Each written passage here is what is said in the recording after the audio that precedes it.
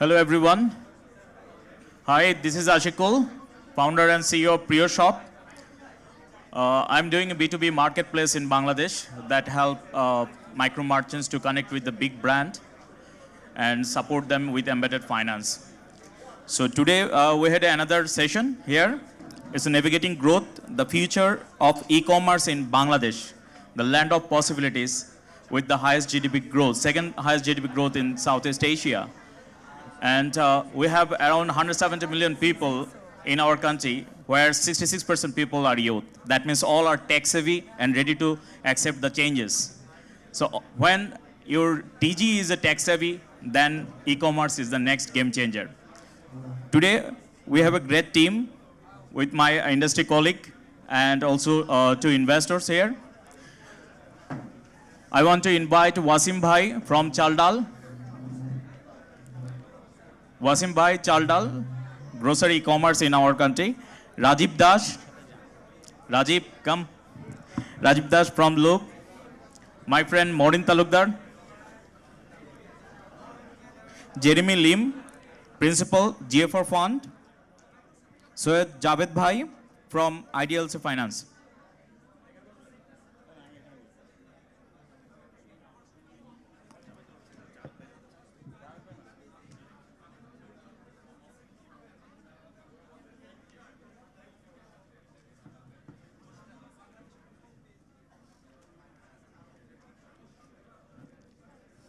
Thank you so much for joining with us. Bangladesh Startup Connect 2025 is happening. Lots of good vibes from a startup investor locally and globally. And we have a great panel today with great experience, especially Waseem Bhai. So I want to start with Waseem Bhai to understand the e-commerce market first, how e-commerce evolved last 5 years, what is the current status, and after that we'll go more. Thank you.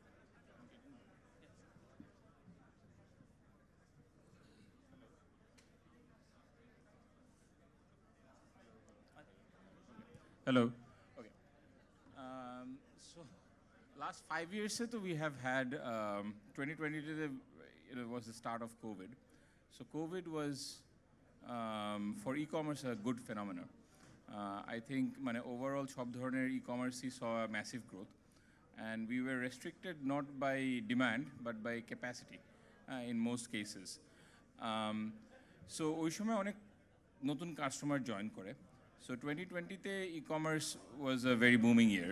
2021, unfortunately, ওই boomer থেকে we had some incidents of fraud in the e-commerce sector, which I think slowed down the e-commerce sector.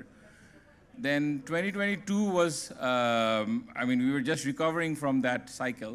And then basically 2022, I think e-commerce was rising, but then we had the macroeconomic crises start showing up.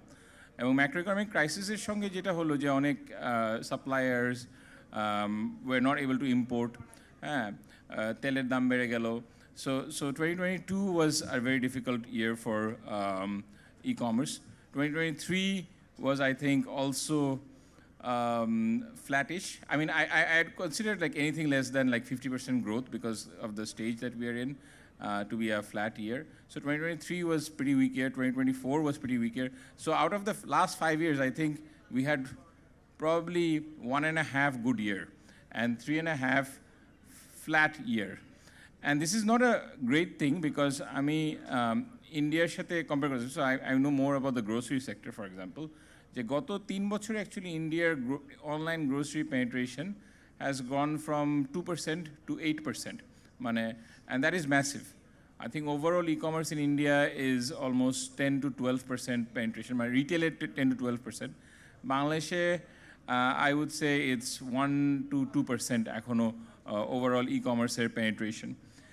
So the question becomes যে এটা কেন হচ্ছে what is so unique about Bangladesh যে আমাদের e-commerce penetration আসলে এত grow করছে না because অন্যান্য দেশের তো experience আছে.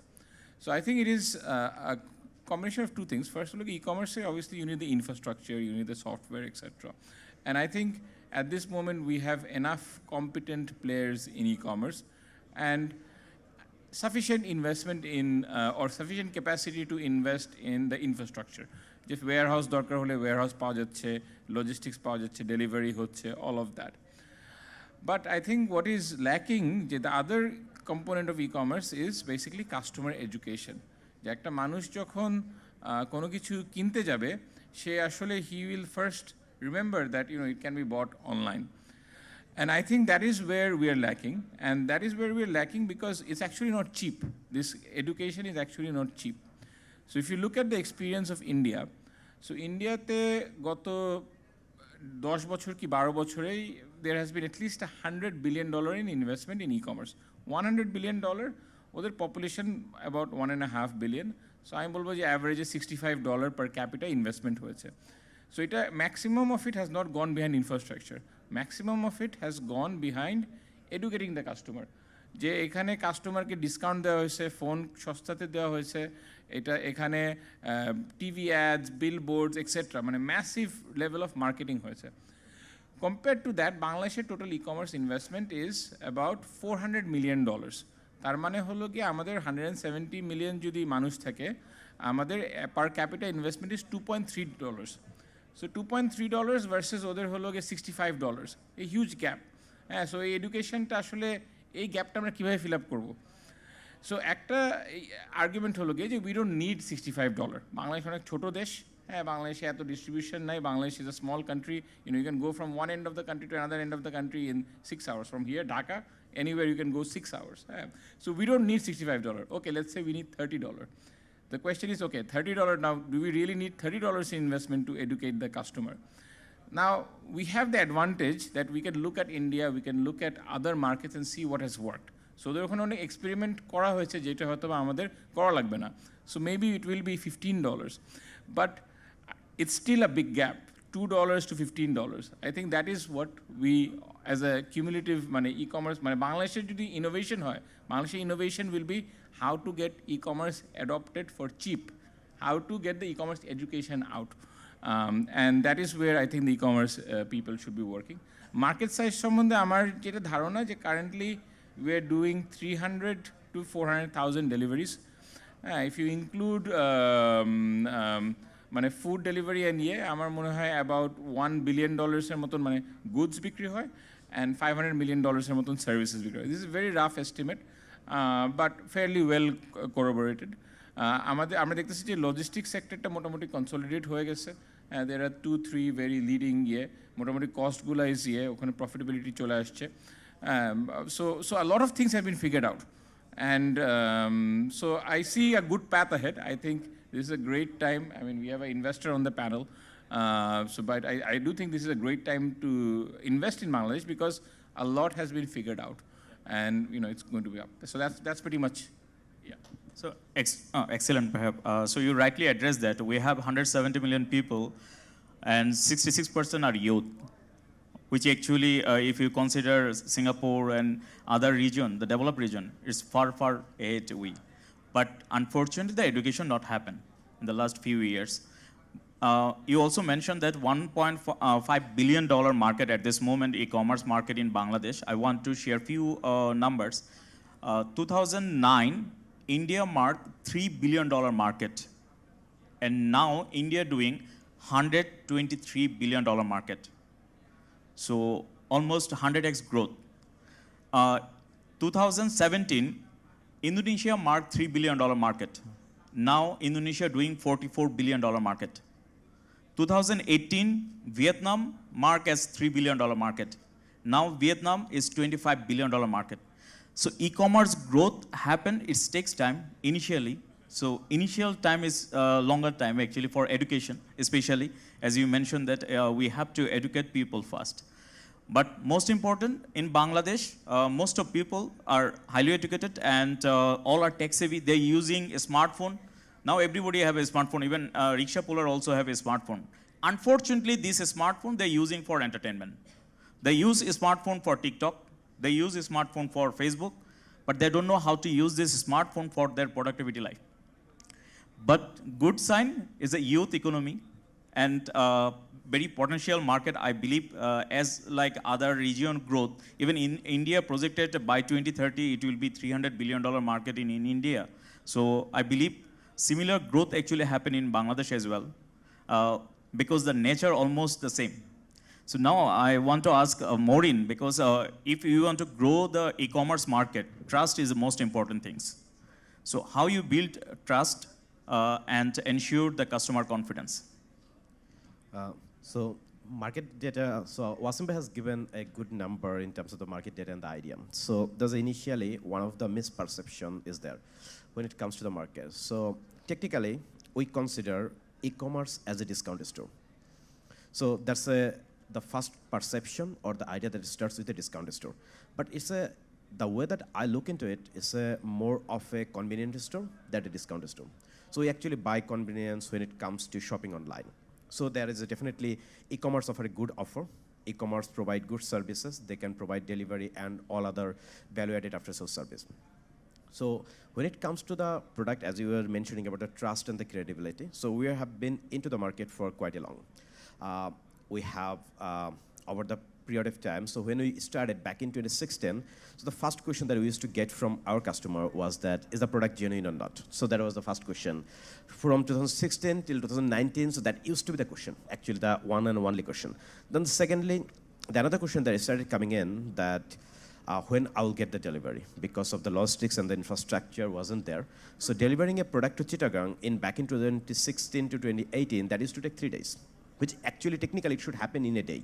So which was taking 3 days, and delivering a product to the rural area was something we couldn't even imagine that time. We used to use an option called collection pickup point. So there used to be only courier service that time called Sundarban Courier Service. They used to offer something called that you can collect a product from your store, from their collection point. Over the period of time, what has happened now is that we can even deliver a refrigerator in a very rural area across the Bangladesh. Yes, the timing is not satisfactory. We still need 5 days time to deliver there, but we can deliver to the doorstep. Delivering a product to Chittagong in the next day has become possible. We can deliver a smaller product to Chittagong next day, and even larger product within 2 days, which is slowly over the period of time it has improved. As Waseem bhai mentioned that logistics, we have seen a very good kind of you can say progress in terms of logistics, in terms of the infrastructure, and all the e-commerce company itself also invested heavily on the logistics. Before starting the session, me and Rajib bhai was kind of arguing that why you are investing in logistics. It should be done by the logistics company. We actually had to invest in the logistics because the word you were mentioning about trust and the credibility, we are probably, in this room, I will have a lot of people, shareholders, plus the customers also. Over the period of time, what we have done is that we are known for delivering product with the fastest delivery, and secondly, providing 100% authentic product. So customer can technically buy anything without worrying or thinking that much that who will deliver the product and who is the seller or the supplier. So the way that we started, or the way that we did, is that we directly actually collaborated with the brand, so that customer can get a proper product and the authentic product, and the after-sales service also gets ensured. So what happens is that it's not only the trust and the credibility. So the trust and credibility has a other lot of background work. So when we started doing, so we invested heavily into the customer service, which is a part of the trust and the credibility. So you have a product you sold, customer will get after-sales service or the warranty, but he's not being able to reach you. So that creates a major dissatisfaction, and that actually one customer, the service or the customer problem that you couldn't solve, that actually hampers all other customers as well. So what happens is that over the period of time, we have known a kind of an idea that e-commerce, as we don't have a physical presence, or we don't have a kind of a place where can anyone go and directly speak with, so a lot of people has become kind of confused. Though they want to buy product from me online, but it has become, with an online platform to buy product, it has become also a platform to compare product. So you compare the product in an e-commerce platform, you go to a retail store, and you show that this is the price I'm getting online. So that has become a conversion into the offline store from the online. But I feel that this is a start, so this is a good sign in a sense that the way that e-commerce is progressing, the service and the logistics is improving. So this customer will automatically or eventually coming to online. So yeah, trust and the credibility is definitely one of the foremost sector or kind of important point for the e-commerce to grow. Yeah, thank you, Morin bhai. So e-commerce itself actually ecosystem. It's not just a platform. It's bring fintech, it's bring logistic, it's bring lots of other services. As Waseem bhai mentioned that nowadays, lots of startup actually doing different kind of aiding support for e-commerce platform, like logistics, warehousing, even someone actually helping with private label branding and other things. But I think build a e-commerce platform and build a logistic platform is completely different. And most harder one is logistics. So my question to Rajib bhai, why you are in logistics and how you actually helping e-commerce platform?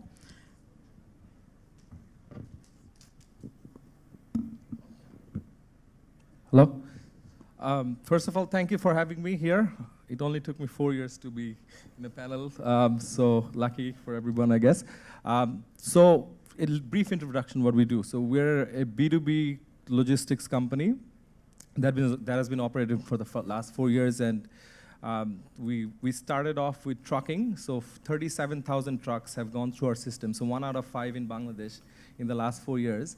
And we worked with all the biggest enterprise customers like Unilever, Lafarge, Areke, and Magna Groups, and everybody. And so our vision is to build a logistics, first intermodal logistics platform in Bangladesh encompassing land freight, which we have done, and rail, warehousing, and LTL. So that is our grand vision, that, you know, to help foray to people like that. So very good question, though. Why am I in logistics, right? I ask that myself every day. Logistics in Bangladesh is fundamentally broken, and there's no shame to admit it. We rank at number 88 in the whole world in the Logistics Performance Index in the World Bank's data. So to give you to give you understanding, we rank worse than Papua New Guinea and Sudan. So I know there's been a lot of progress that has happened, but where we see is that there's so much more to be done. I'll give you some data points to understand. Trucking cost in Bangladesh is one of the highest in the entire world if you think of per ton, per kilometer basis. We're actually more expensive than US, India, Pakistan, even China by a huge margin. 70% of our trucks in Bangladesh don't have telemetry, no tracking at all. You know, and $30 million worth of goods get stolen in the Dhaka-Chittagong highway every month. I'm talking about RMG goods that get stolen from warehouses that is, you know, that there's a syndicate that does that. And obviously telemetry and all, this is a huge thing. Which is why, I mean, there's a lot to be done. And where there's challenges, there's a lot of opportunities.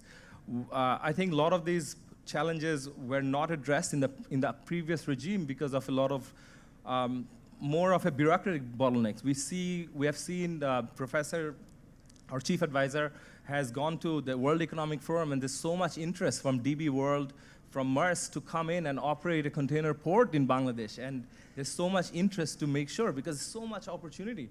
For a country where we're the second largest garments exporter in the world, number 88 in logistics doesn't add up. And so going back to Waseem bhai made some very interesting points I want to address, is that we got only $2 in funding, right, per capita. And out of that $2, 25 to 30%, these guys are my friends, so I mean, I can share some of the ballpark number. 25 to 30% of that went to logistics, went to warehouse building. I have immense respect for them, because obviously we have come a long way, but when they started, Morin bhai was telling that there was no logistics company that was doing this, right? And they had to build their own structure. So $2 per capita itself is very low. Now out of that $2, you know, they had to spend 50 cents into logistics. That money that could have gone into customer education, that money that could have gone into platform making. So obviously, fundamentally, this has to change. And that is our vision why we're doing this every day, to empower people like you guys to do better so that we can do better as a country. Because I think we're the backbone, logistics is the backbone of any economy. To give you an example, up to, so 4%, from 4% to 47% of anything you buy, touch, see, even from this mic to this floor to this tissue paper box is logistics. And we don't see it, but it's kind of broken in our country, and it's not catching up to the pace that we foresee that it should, or we foresee where it should have been, in terms of the massive economic growth we have seen in the last 15, 20 years in Bangladesh. So I think that is our fundamental motivation to basically fix some of these challenges so that, people like you guys and there's so more e-commerce companies come in and do better for our country as a whole, yeah. Yeah, definitely. And Bangladesh already reached actually $500 billion economy and going to hit $1 trillion economy by 2040. So lots of opportunity and digital economy, tech-savvy people. So all the opportunity words actually that bring another opportunity for e-commerce for sure. So now my question, my friend Jeremy, so you already invested in emerging countries, so in India, in Bangladesh also. So how you look actually startups in e-commerce sectors, and what's the key factors actually you looking into e-commerce? And you already believe in emerging market for sure. So as an emerging market startups, how we actually expect a foreign investment, as Waseem bhai mentioned that currently only, I think it's less than $2 actually, where India actually get $65. Yeah. Okay. Yeah. Yeah, 100%. I can maybe just do a quick intro of myself. My name is Jeremy. I'm one of the principal at GFR Fund. We are an early stage venture fund based in the Bay Area. We do digital media, entertainment, and consumer ventures. I'm primarily based in Singapore, and I oversee some of our emerging markets portfolio within GFR, out of which we do have portfolio companies within India as well as Bangladesh. So disclosure, PriyoShop is one of our portfolio company. So yeah, I think that is a very interesting question. In fact, to be very candid as well, just to share, when we were crafting out like an overall fund strategy, Bangladesh wasn't exactly part of one of the countries that we would have shortlisted. I think I met PriyoShop via a couple of the demo days, etc. And it was really through kind of like keeping in touch with them that we were really impressed. And it was really through traction that made us realize that, hey, could we have maybe mislooked or rather overlooked this huge market within Asia called Bangladesh?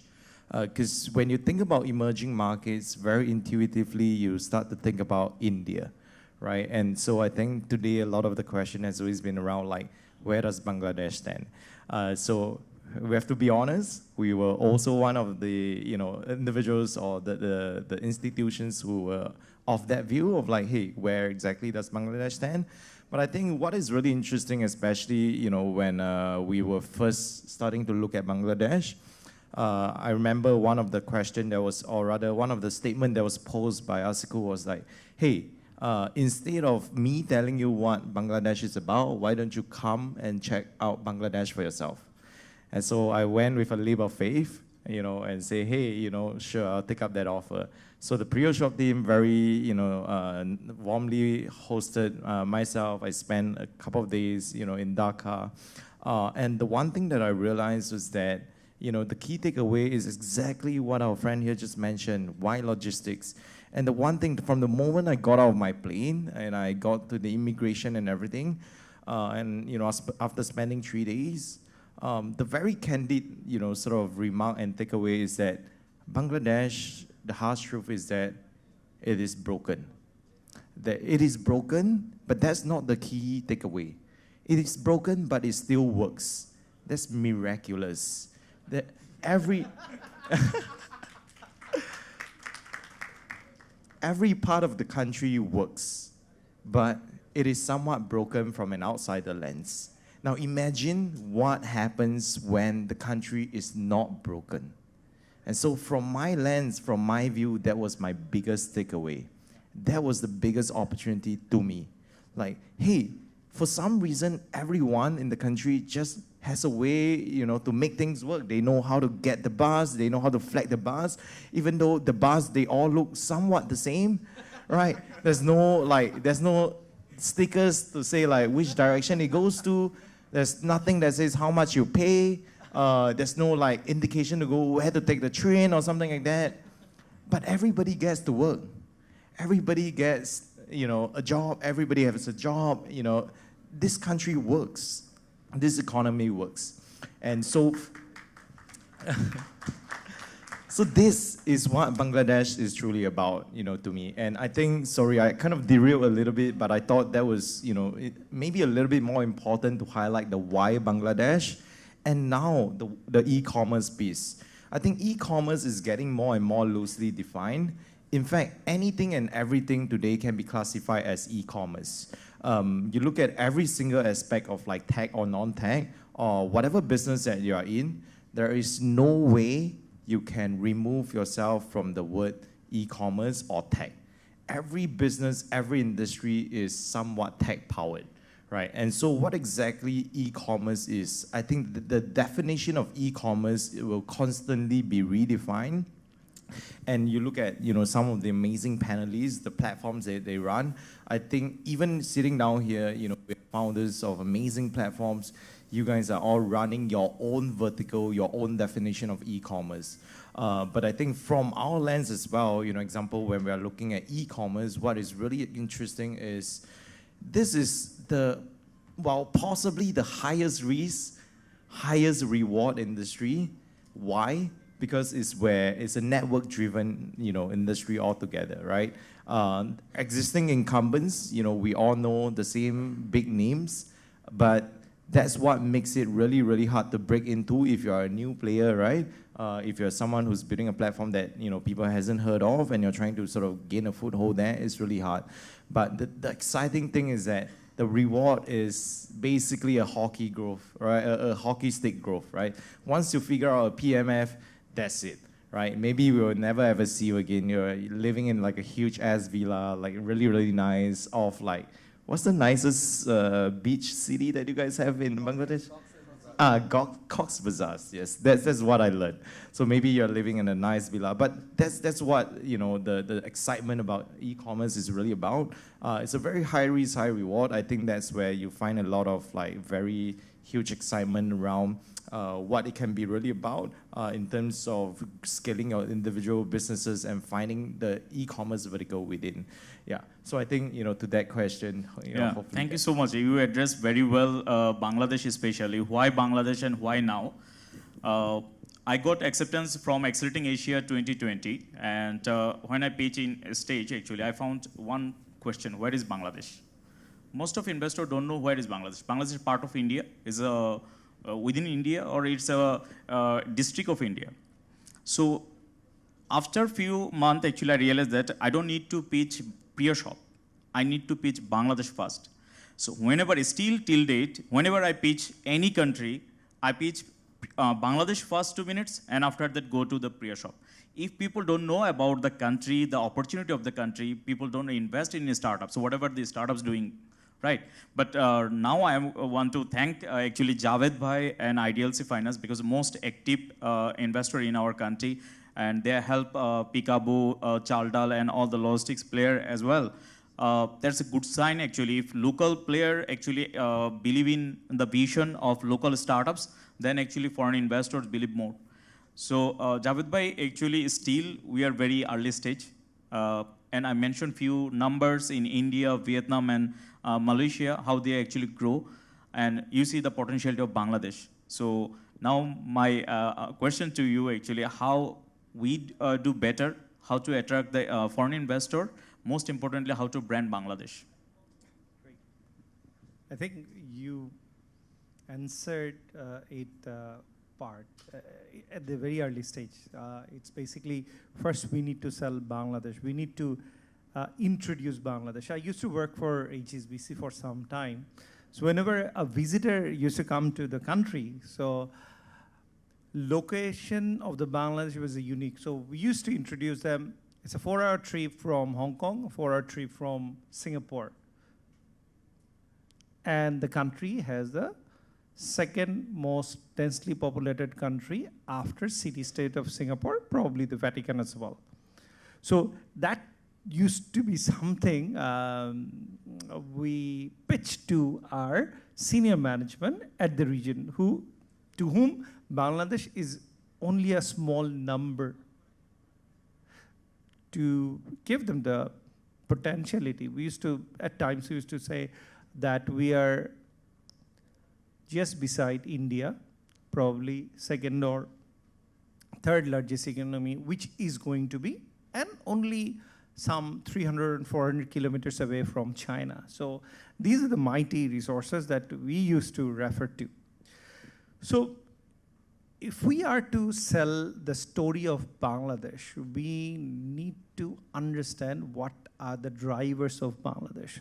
What Jeremy said, everything is broken, but it works out. During 2014, when the roads are closed, we were the only, probably none of the export shipments were failed. We managed to deliver goods from Gazipur to Chittagong, which is roughly around 300 kilometers away. None of the shipments were closed. So when COVID came in, people trusted Bangladesh. So the Bangladesh export grew.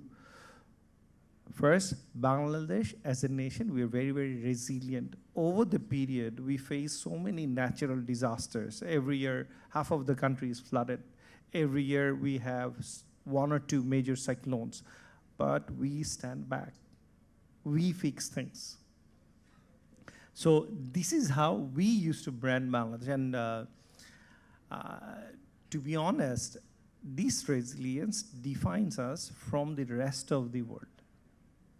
We never fail back. And if you look at the current state as well, every 10 or 15 years, you have a major revolution. You have the ruling class who probably will rule the country for some time, go astray, and the people will come take the street and fix things. So we never allow things to go bad. To come to the e-commerce state part, e-commerce part, which is the subject of today, if you look at things, when Waseem, we invested early in 2019. I think we started the due diligence back in 2018. So the 2017. So the biggest question was, how do they ensure customer service? At that point in time, you had not Barikoi, who was providing the mapping solution. The Pata was only focused on ride sharing, not on the basically delivery. So they had their own fleet. Still, they manage that. So that is the only way to make sure the customer gets delivered on time, and people, that will build the trust. But as of today, if I look at, we have a fantastic payment system working. Bcash, it's just now become a noun rather than the adjective, verb. Now the central bank is gradually working to integrate the entire payment system. What I see gradually, the payment system will gradually get better and better. Now we don't know the name, but the Street Fast is there, who can deliver anything across the country from doorstep to doorstep. Yes, a bit of expensive, but what I see, their success probably will attract many more investors into the space. So once you have a fantastic payment system working, once you have the fantastic delivery system working, e-commerce, what Jeremy just said, you just cannot remove anything. So yes, there are probably a lot of B2C platforms like Chaldal or Morin, but now you have peer-to-peer delivery as well. Someone's sitting in a small town like Rajib, trying to sell date juices or the concentrated date juices.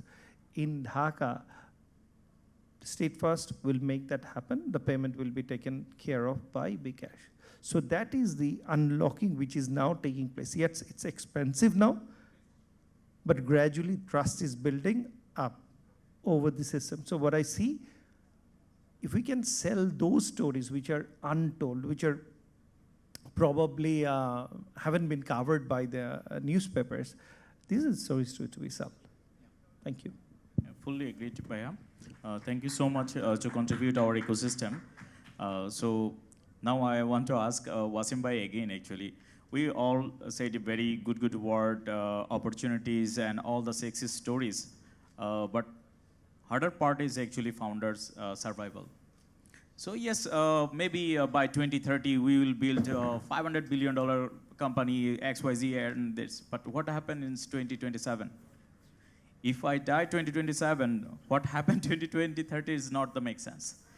So what's your expectation? Because you were the fighter, actually. We drop together lots of time and grow again and try and try. So what's your expectation, the ecosystem and also the investors? So obviously, I mean, for the investor, the landscape has improved from what it was, let's say, in 2013, 2014. We have conferences like this. We have people who are coming back to the conferences multiple times, right? So there is, we are linking to the world. But the main challenge for a founder is that, you have limited energy, you have limited energy, or rather limited lifespan, right? Like, how many years can you wait to get something done? And at the end of the day, if you're going to create an innovative product, it has to come from one thought process, right? Like that's how you keep seeing the cutting edge. I think Bangladesh has some advantages. I think, the resilience part will end up creating really solid software. But given the current context, I have to say that, the government has to play a very, very strong role. There is no reason. So Chaldal, after 12 years of operating, got an $80,000 loan. So compared to our capital base or our revenue, that's nothing. For the first time last month, from a bank. Before that, no bank has given us loan. Yes, IDLC, IDLC, but not a bank, right? It's a non-banking financial institution. I believe that the government has to understand the potential that this sector has and also the risk that it is facing, right? I think we need a few exits. If the foreign investors are not coming in, we need local market like IPO. So all of these needs to open up. And the moment we trust the system, that's when everyone else will trust the system. So that change needs to happen. Yeah, that's true. The question to Morin, actually. So Bangladesh actually don't have any anti-barrier policy, actually. So how, as a local company or local brand, you protect yourself, and what your expectation, what your value proposition to the big players, if there's someone already enter and or maybe in the coming days they will enter? So as I was mentioning that we have been fighting with big global giants. I say that as a part of Alibaba over the period of time, and we have survived. We have survived, and we have even, to some extent, that we have even overcrossed them. This not always, I don't think that an international player will come in and will eat us. It depends on what we are trying to sell, what is our strategy, and secondly that what actually we can do, which they will not be able to do that with money. So for an example, when we started, we thought that we wanted to build a platform which is known for a superior customer support or the service. Technically, that's something you will hardly able to buy it with money. It's more about mindset. How you want to support your customer, how you want to probably make the shopping much more convenient. Though, yeah, that's definitely, it's very challenging that an international player will come in, they will put a lot of money and they will put us on pressure, they will give huge discount.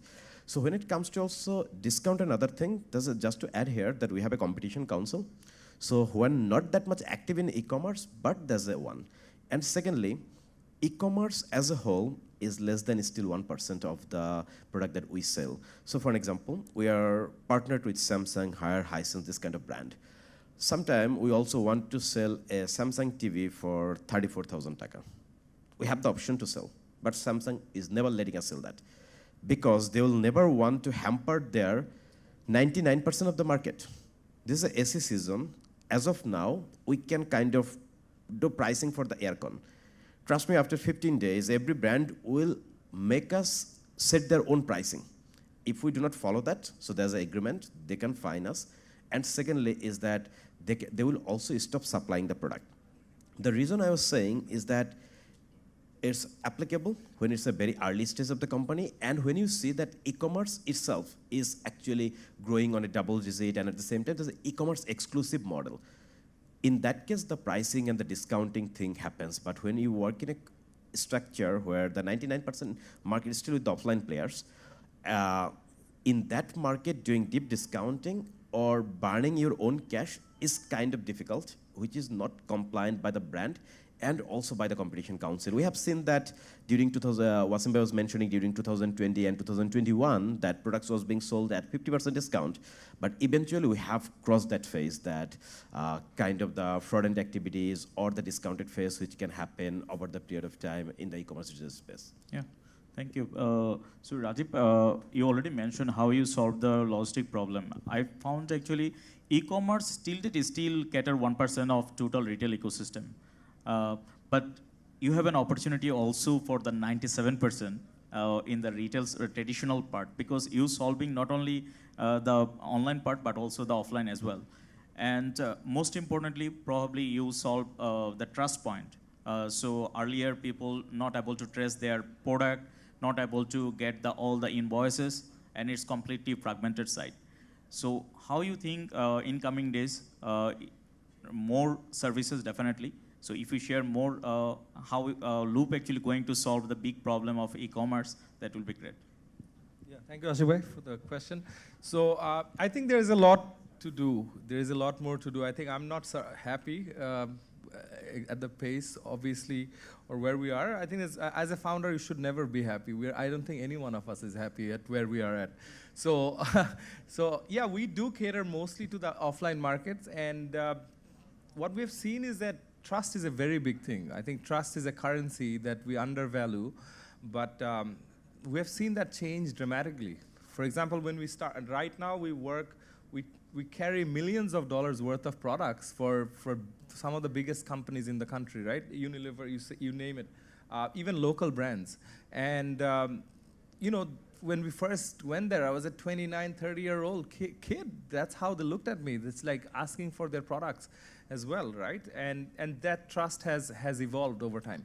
Now they actually see the differences in terms of a traditional logistics company versus a digital logistics company. It's a world of difference. Like you were saying, that there is no visibility, there is no tracing, and obviously we're not where we are supposed to be in our vision. So, and all of a sudden we're getting like a lot of, you know, pull demand that, okay, can you do this? Can you do that? Like, for example, I was saying that our understanding of going into different areas of logistics came actually from our customers, where they're like, okay, you solved this really well. Can you do our warehousing for us? And obviously we want to do a lot of these things, but we were very focused for a long time, because obviously focus is very important. But eventually, when it pent up, the pipeline pent up, that's when we started looking outside. I think companies like Loop, and I see a lot of young faces, and I would really want you guys to, you know, foray into logistics. Logistics is not sexy. It's not. We're not making a new app.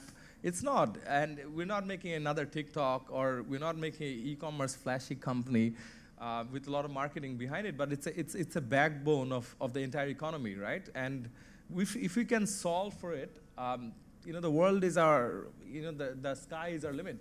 Even with so much challenges with logistics, there is double-digit growth, you know, in e-commerce, and we've seen that it's not stopping soon. Even on the offline segments. And I know I'm taking a long time, but this is the last thing, that even I'm seeing brands like Samsung, brands like Haier, they have tried to basically deliver.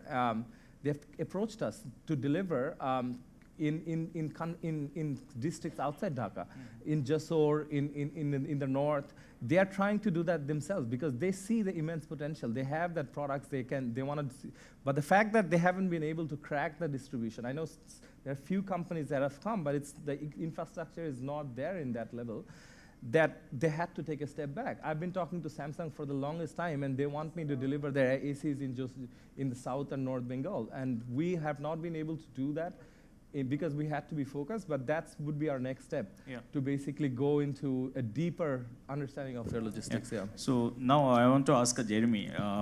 So my asking actually for recommendation, your recommendation to our e-commerce startup founders, how they actually build themselves as an investable. That's the question. And offline, we discussing about your portfolio. You mentioned that you already got exit from a e-commerce company. So that's a big milestone, and it's a good motivation for us, definitely. Yeah, 100%. So I think back to like the topic around like e-commerce especially, I think, to one point, I think the very exciting opportunity I see here, especially for local founders, is really the fact that you understand the market better than anybody else, right? Rajib literally just mentioned the example of how, these mega brands are literally trying to work with him, get him to deliver his goods, etc. I think these simple act, just says a lot because, as much as there are bigger brands outside, international brands, etc., people who have a lot more money and resource, they cannot just parachute into a new market and just dump money in and expect things to work. I don't think any market works like that, which is why, our core fundamental belief, at GFR as well is that no matter what market that we're looking at in terms of investing, we want to build a ground-up relationship just because we don't believe that money is like everything, right? And the same concept should always apply, right, to any other big brands, etc. And I would say, the one big thing is that as much as, this, there are its own challenges today, from what we chatted about, like venture funding, etc., the overall resources, etc. But I think the opportunities still remain.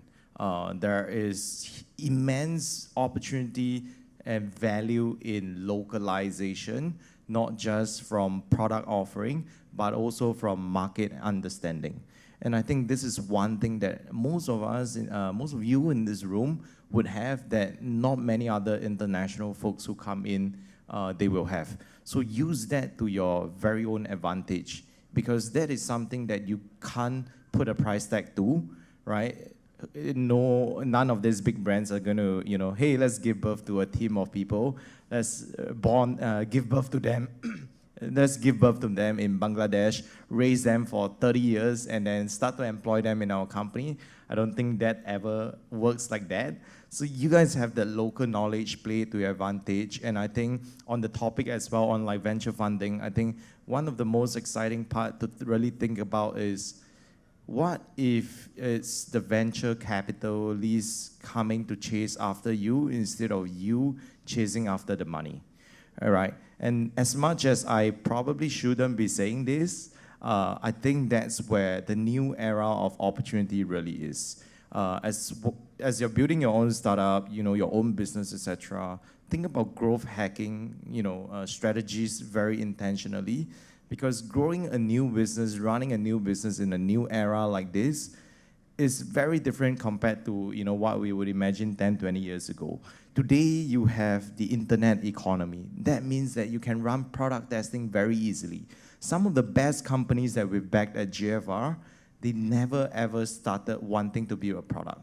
They unintentionally talked about an idea on Reddit, and eventually, people came together and say, hey, this is such a great idea. Why don't you just come together and build this like gaming company, right? And that's how the gaming company started. Today, they are on a pretty strong trajectory.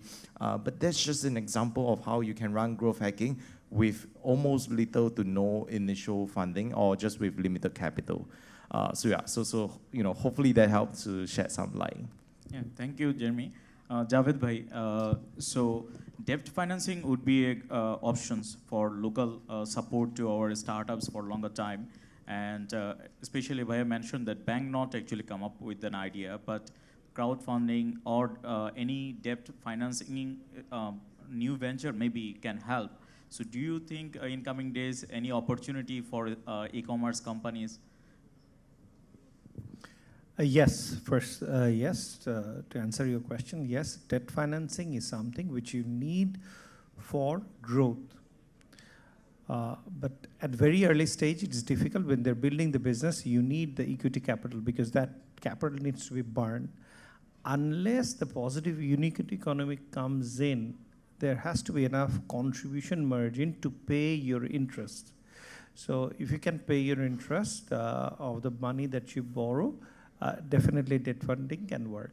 We have in our portfolio at least 4 or 5 startups whom we have funded working capital who has the positive contribution margin on the borrowed money. That is something probably at this point in time very nascent. Probably we are only, probably the first one, and there are a handful of 1 or 2 other banks who are doing it.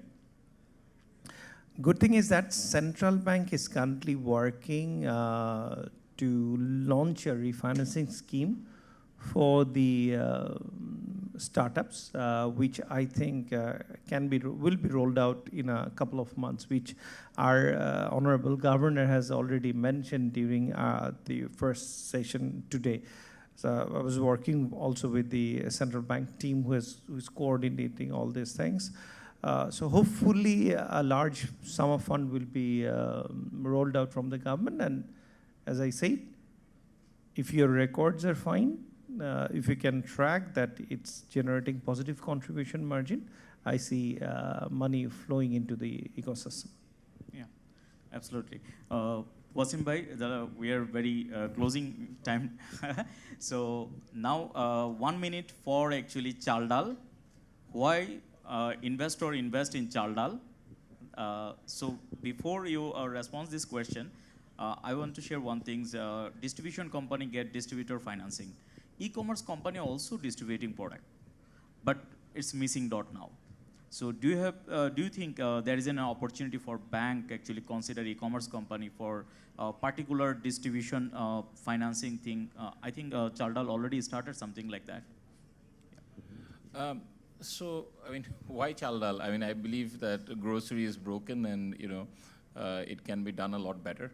I think our roads are basically, should not be used so much. I mean, instead of people, all of us having to rush to a bazaar, if everything came to your home, that's just more efficient and more, you know, it's going to lead to a cleaner Bangladesh. And the supply chain of grocery, you know, you can just keep working on it. So I think, and you know, we need food, right? Like food is like fundamental to 170 million people. In terms of financing, I am starting to have conversations where the banks are keen to actually finance a lot of this. IDLC, for example, like, you know, we run a really large program with the World Food Program, and IDLC has been financing us for 4 years now. Like basically, you know, it's food for 150,000 people, and without IDLC's support, we wouldn't have managed to get it done because it's really large financing. But I think banks will get more aggressive, and I think, like, you know, we are starting to see the light of it, especially with the policy that Javed Bhai and Bangladesh Bank and others are working on. So yeah, that's a positive development. But we also need equity financing. Like debt is not the solution. Like, you know, we still have a lot of room for research that we need to finance with equity. It's just to provide extra breathing space, nothing else. Exactly. Yeah. Exactly. So Morin, why investor invest in Pickup? To be very frank, is that actually we are not innovating anything new.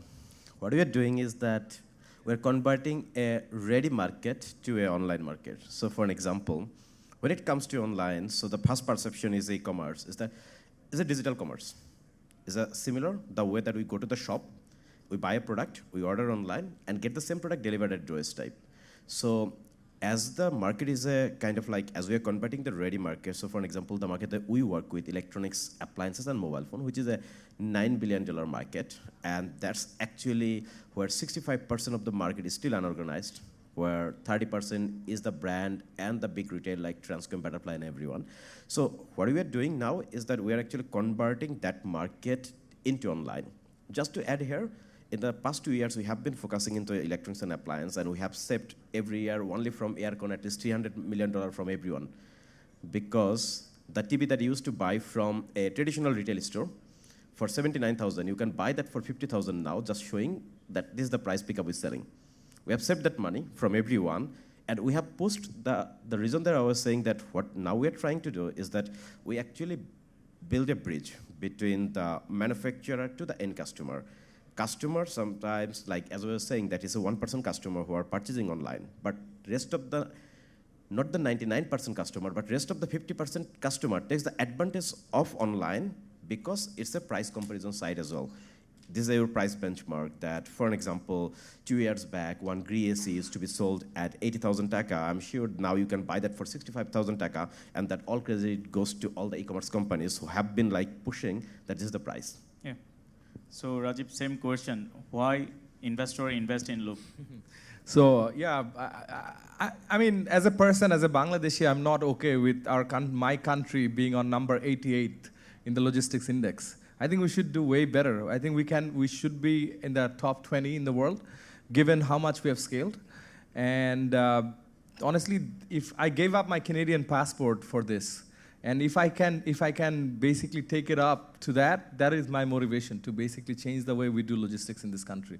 I don't want to see, our goods get stolen on the Dhaka-Chittagong highway. I don't want a buyer from H&M finding out and opening their cartons in Italy and figuring out that instead of garments, there's something else like stones and rubbles being put in because a syndicate is stealing things because our logistics system is broken.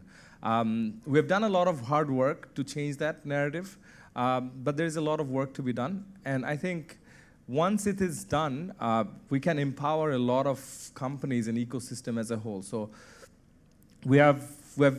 it was a painful journey, of course, but recently, from 2023-24, we've been profitable as a company, and that's how we survived. And like you said, there's a lot of opening doors that with banks and financial institutions. It's not at the pace that we want, of course it's not.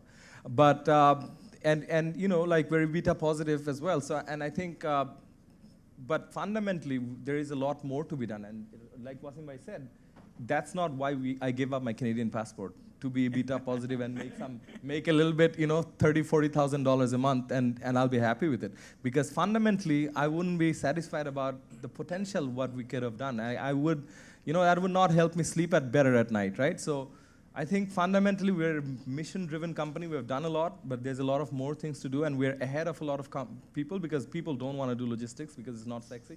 So I think that's a good enough reason for you to basically come invest in Loop, and change the narrative of this country, for sure. Thank you.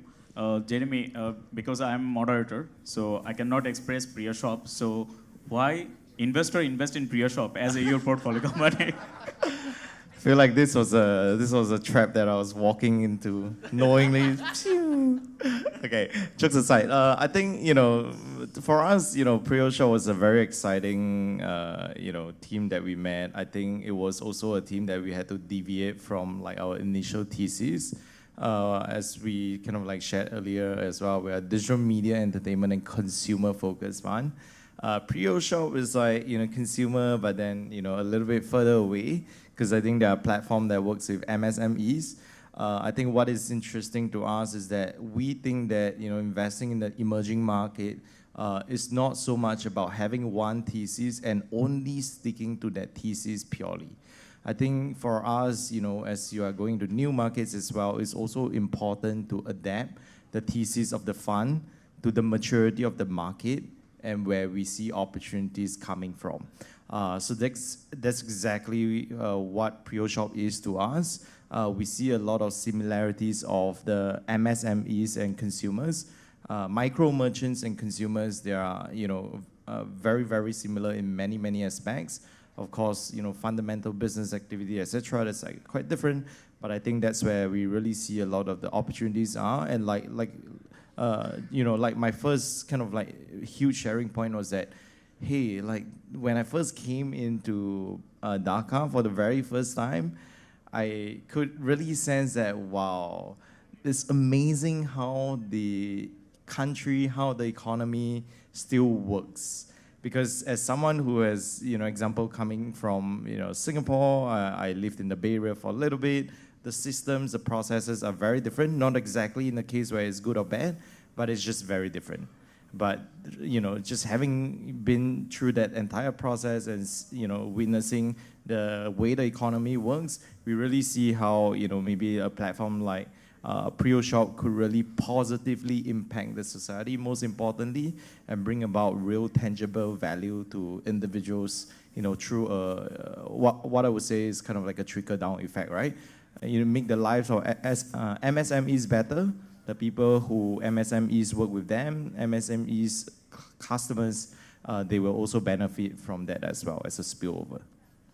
Thank you. So I will get check from Javed Bhai definitely. So Javed Bhai, my question actually to you: why invest Bangladesh and why now? I think I said it earlier. Second most densely populated country, you have the ecosystem, whatever is required. You have a fantastic payment system. Logistics are being gradually, I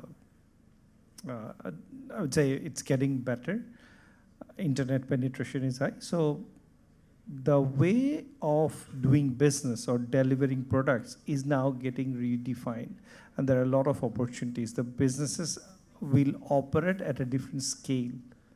So this is the opportunities, and the young educated guys like Rajib or Waseem are coming back and building the venture here. So you can trust these people and invest your money. Thank you so much. It was a great pleasure to discuss with you and had a great panel. And we found lots of insightful information, especially the booming ecosystem of e-commerce. E-commerce, as earlier I mentioned, that e-commerce is not just a platform, it's complete ecosystem. It's bring logistics, it's bring fintech, and gradually it's booming. So now we already have a unicorn in our fintech side, mobile financial service bKash. So when bKash actually booming, that means the digital transaction will booming. So another site actually, as Rajib mentioned, that already logistic infrastructure is ready, warehouse service is ready. So different kind of services already coming up. So I believe in coming days, e-commerce will booming. So whoever any interest in emerging market, and especially in e-commerce sector, please meet our founders here. They also stay day long. Happy to chat. Thank you so much. Thank you.